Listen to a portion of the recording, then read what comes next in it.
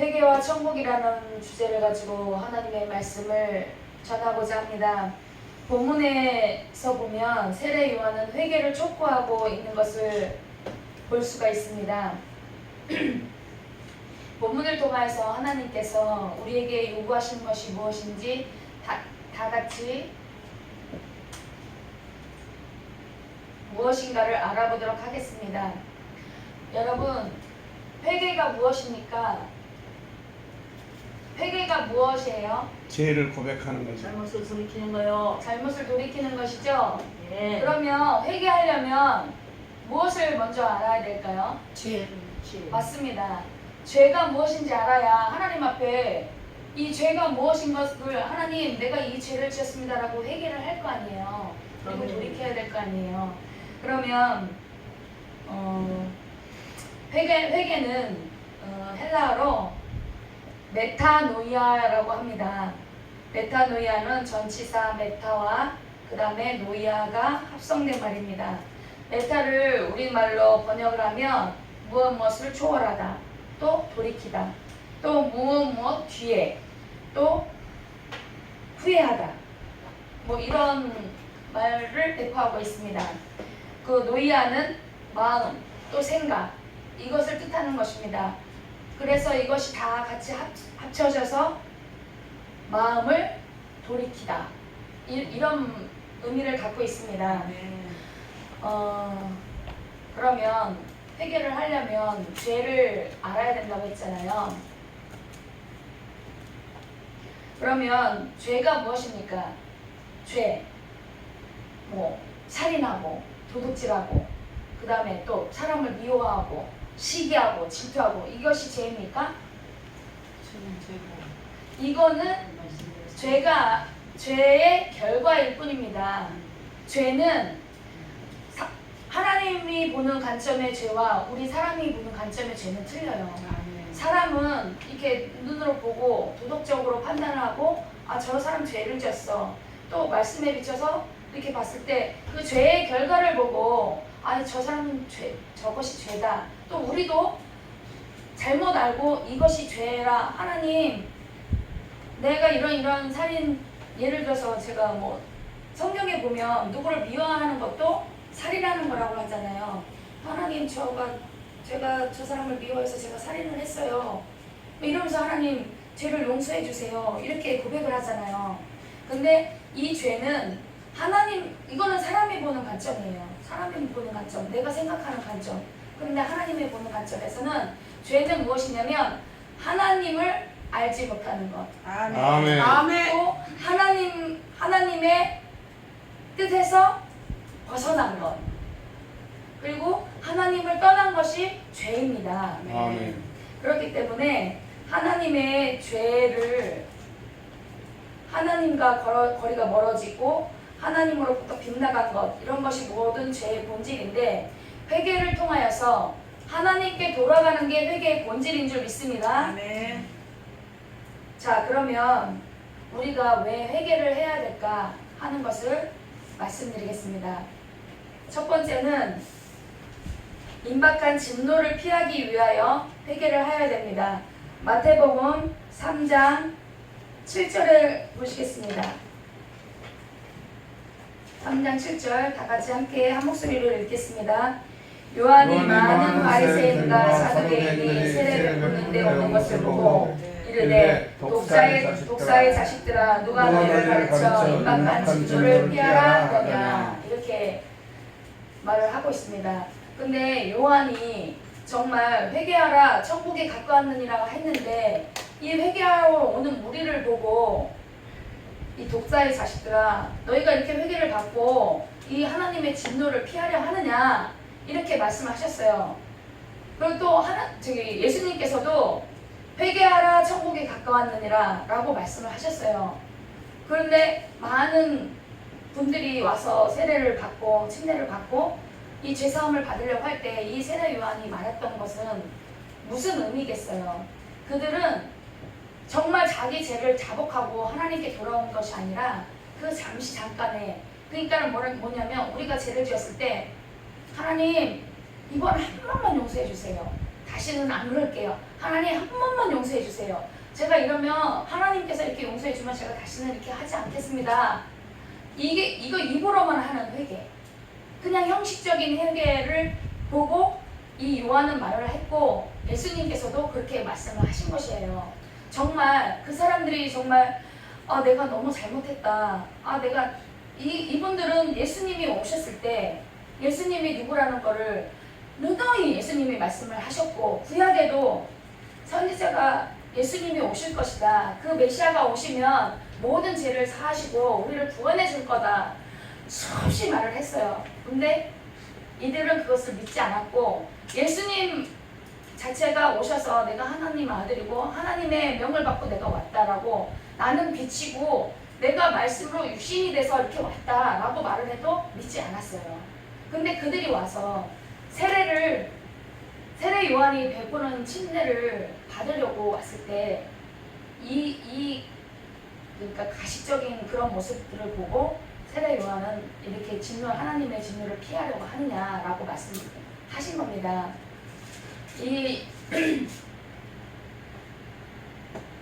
하나님께 회개하지 않고 거역한 결과 구약에서도 보면 많은 선지자들이 하나님을 떠나고 하나님을 말씀을 거역한 백성들에게 하나님께 돌아오라, 회개하라 이렇게 얘기를 했어요. 그렇지만 그걸 돌이키지 않았을 때인 결과가 결국에는 개인적인 본인 자신들 개인과 민족과 나라와 모든 백성들이 괴로움을 당하는 것을 볼 수 있어요. 강대국을 통하여서 전쟁을 일으키게 하셔서 그 전쟁이 포로로 끌려가서 그 포로 우리나라도 6.25 전쟁이든 또 외부의 침략으로서 많은 것을 약탈당하고 정말 세워놨던 그런 정말 경제적으로도 뭐 이런 것도 다 세워놨을 때도 이 외부의 침략으로 인해서 이걸 다 빼앗기고 또 무너지고 막 황폐해지고 사람이 죽어가고 사망에 이르고 막 이런 것들이 있었잖아요. 그것은 결국은 하나님의 진노를 피하지 못해서 또 회개하라고 그렇게 말을 해도 회개지 않음으로 인해서 받는 그런 진노인 줄 믿습니다. 아멘. 그랬을 때 정말 이것을 내가 이게 하나님의 진노, 내가 하나님을 떠나서 하나님의 말씀을 믿지 않고 하나님의 말씀을 반대로 내가 빗나갔구나. 내가 이렇게 하나님은 이쪽으로 가라고 하는데 나는 이쪽으로 갔구나. 방향을 돌이켜서 하나님을 바라봤을 때 하나님은 모든 것을 회복시켜 주시는 줄 믿습니다. 아멘. 그 나라 근데 하나님을 바라보고 하나님께 돌아가고 하나님께 회개하고 하나님 내가 자복하고 부복하고 정말 금식하며 눈물로 하나님 앞에 정말 진실한 마음으로 하나님께 돌아왔을 때 하나님께서는 그 나라를 풍성하게 해주셨고 또 그 빼앗겼던 모든 것들을 또 찾게 해주셨어요. 그리고 또 생명에 이르는 그런 약속을 해주셨거든요. 에스겔서 33장 15절에서 16절을 보시면 제가 읽어드리겠습니다.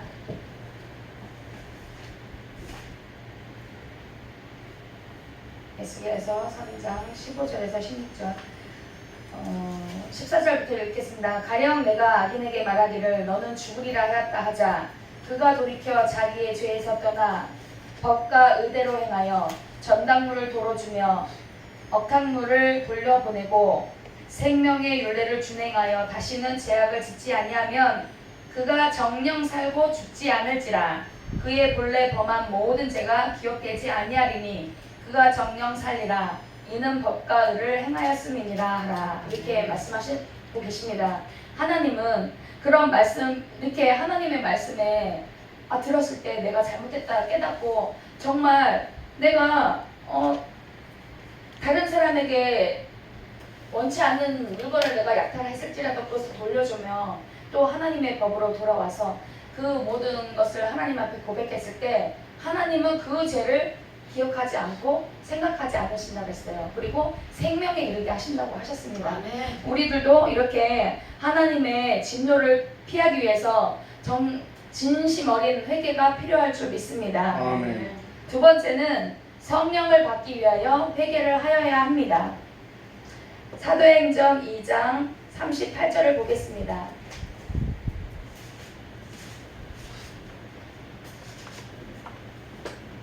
사도행전 2장 38절 제가 읽어드리겠습니다. 베드로가 가로되 너희가 회개하여 각각 예수 그리스도의 이름으로 세례를 받고 제사함을 얻으라. 그리하면 성령을 선물로 받으리니 이렇게 말씀하시고 계십니다. 인간의 육신적인 인간을 영의 생각으로 바꿔주시는 겁니다. 이 성령은 예수님께서 니고데모가 찾아왔을 때 어떻게 영생을 얻겠습니까? 라고 말씀하셨을 때 예수님께서는 물과 성령으로 거듭나지 않으면 하나님 나라에 갈 수가 없다라고 말씀하셨어요. 그러니까 우리 육체가 우리의 영이 우리 육체뿐만 아니라 영이 정말 육체의 사람에서 영의 사람으로 거듭나는 이 완전히 바뀌어지는 그러한 생활을 하고자 원하시는 것입니다. 하나님의 의도는. 그래서 베드로가 성령을 받고 난 후에 많은 사람들에게 복음을 전파했어요. 너희들이 죄 없는 예수 그리스도를 십자가에 못 박았다. 그분은 우리 죄를 대신하기 위해서 왔는데 너희들이 그걸 알지 못하고 죄 없는 그분을 십자가에 못 박겠다. 그럼 너희는 그것을 회개하라 했을 때 많은 사람들이 이 가슴에 찔림을 받았어요. 마음에 찔림을 받았어요. 그래서 우리가 어찌할꼬 라고 얘기했을 때 베드로가 죄 사함을 회개하여서 너희 죄를 회개하여서 죄 사함을 받고 성령을 선물을 받으라고 했습니다. 성령께서는 우리는 육체를 가졌기 때문에 죄의 속성, 육신은 죄의 속성을 가지고 있습니다. 끝없이 죄를 짓기 원하는 게 육신의 죄의 속성이에요. 그런데 성령께서는 이 죄를 짓지 않게끔 또 우리가 모르고 죄를 지었다 하더라도 성령께서는 우리를 조명을 시켜주십니다. 그래서 너 이러이러한 죄가 있지 않니? 라고 말씀해 주시고 계세요. 성령께서는 성령이 너에게 오시면 너희가 진리 가운데로 행하게 하실 것이라. 진리가 뭐예요? 참이잖아요. 거짓이 아니고 또 옳은 길이고 그런 길로 인도하실 거라고 말씀하십니다. 그럼 우리가 죄 가운데 빠져서 정말 죄로 말미암아 죄는 사망이라고 했잖아요. 사망에 이르는 그 것에 있지 않게 하기 위해서 성령을 선물로 주신다고 했어요. 회개하였을 때 성령을 선물로 주신다고 했으니까 여러분도 물론 다 성령을 받으셨을 줄 믿습니다. 그런데 이제 모르시는 분들도 계시잖아요. 이게 성령은 어떻게 받지? 성령은 어떻게 임하는 거지? 모르시는 분들도 계세요. 그랬을 때 내 죄가 생각나게 하시고 또 죄를 자복하게 하시는 분은 성령님이십니다. 그렇기 때문에 성령으로 죄를 회개했을 때 성령님을 선물로 받은 줄 믿습니다.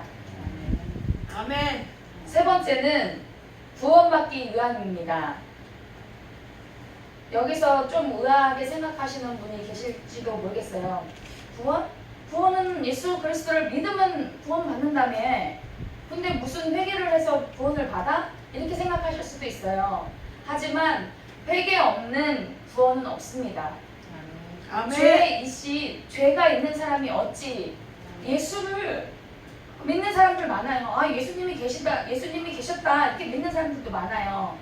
하지만 그 예수님을 정말 믿고 알고 아는 것만으로 그치면 안 되는 거예요.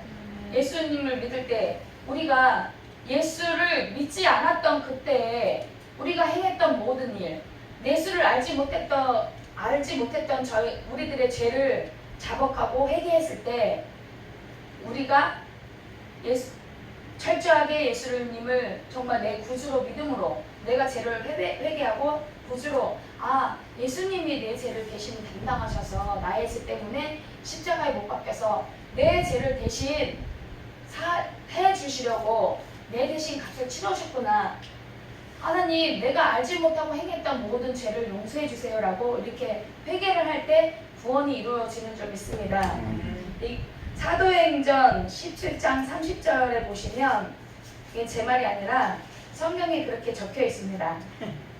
사도행전 17장 30절에 보시면 알지 못한 시대에는 하나님이 허물치 아니하셨거니와 이제는 어디든지 사람을 다 명하사 회개하라 하셨으니 이는 정하신 사람으로 하여금 천하를 공의로 심판하라를 작정하시고 이에 저를 죽은 자 가운데서 다시 살리신 것으로 모든 사람에게 믿을 만한 증거를 주셨습니다 하니라. 이렇게 기록되어 있거든요.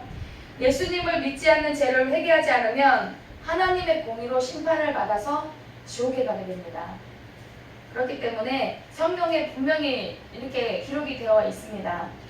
또 마가복음 1장 15절을 보면 하나님 나라가 가까웠으니까 회개하고 복음을 믿으라고 그래요. 복음이 아멘. 뭐예요? 복음이 뭐예요? 예수 그리스도가 복음입니다.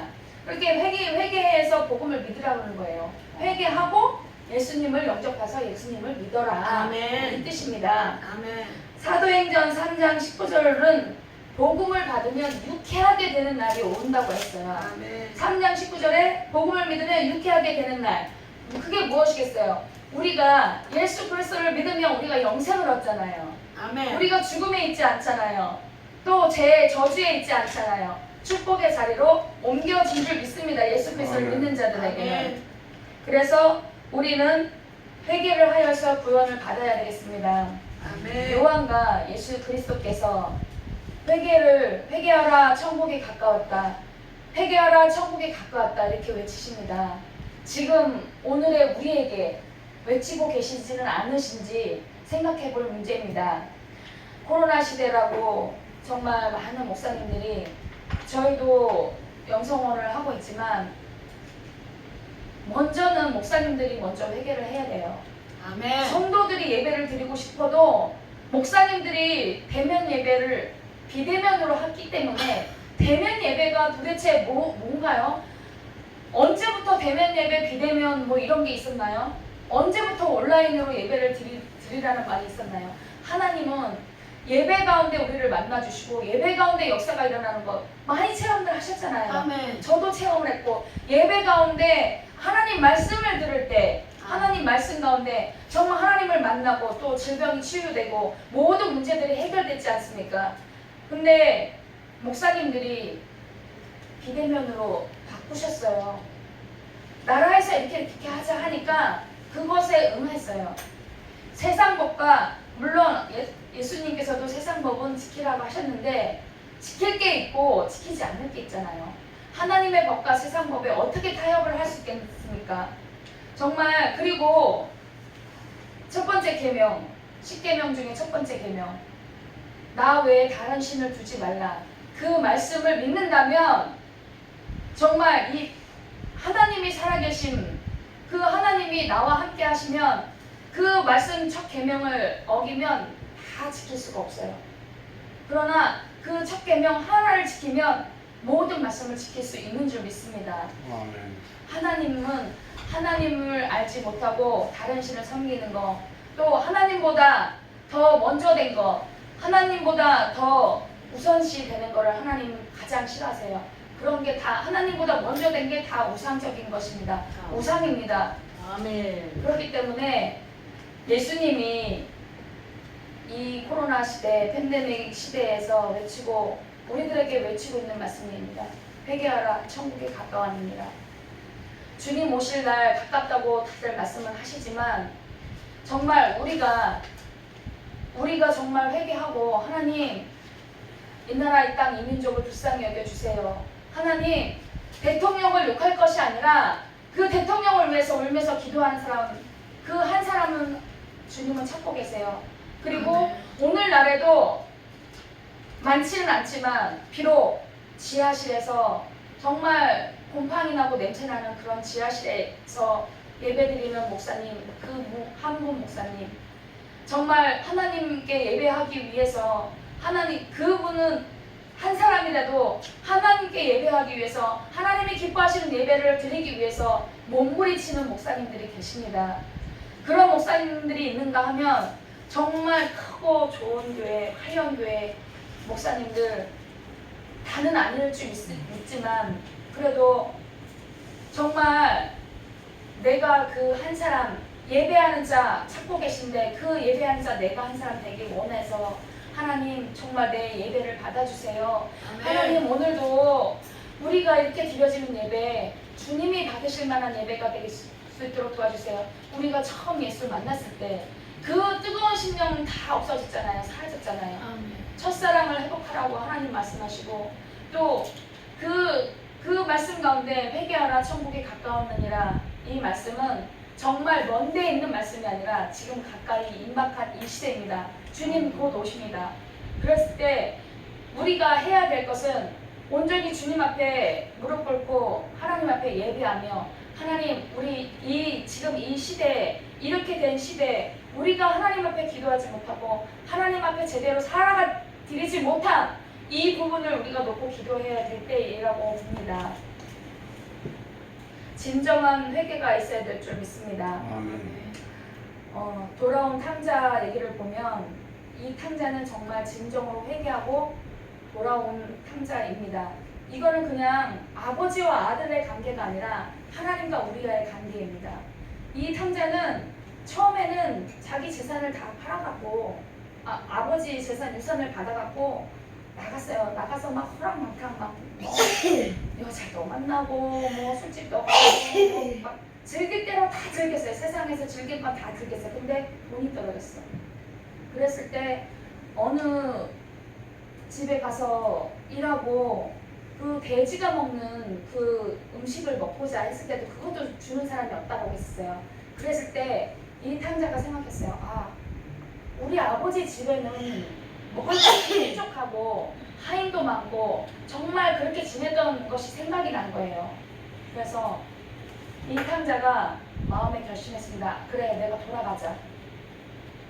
내가 아버지의 하인으로 살아도 내가 그렇게 힘들게 살아도 내가 아버지 품으로 돌아가야 되겠다라고 생각하고 회심을 하고 돌아갔을 때 그 아버지는 그를 책망하고 밀어내고 오지 마라.